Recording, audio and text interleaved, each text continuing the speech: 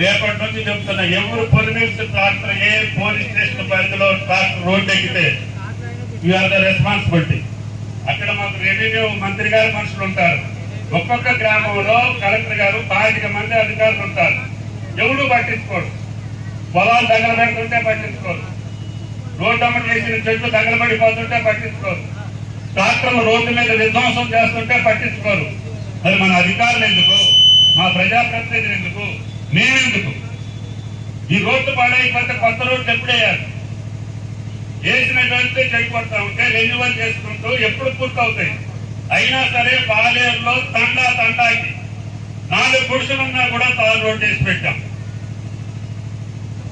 దారి లేని గ్రామాలన్నింటినీ కూడా దారిలోకి తీసుకొచ్చాం. మీ పాలేరుకి చేసినంత సేవ ఈ తెలంగాణ రాష్ట్రంలో ఎవరికి చేయలే. నేను 40 ఏళ్ళు ఉన్నటువంటి సబ్సిడీ కూడా జరగదా. 30 ఏళ్ళు అక్కడ 3 ఏళ్లకే మీకు అన్ని సమస్యల పరిష్కారం అయింది. అందుకని మీ ముఖంలో చిరునవ్వు చూసిన తర్వాతనే మా గోల్డ్ అయిందని చెప్తాం. దానికోసం రెడ్డి గారిని మీరు గెలిపించారు.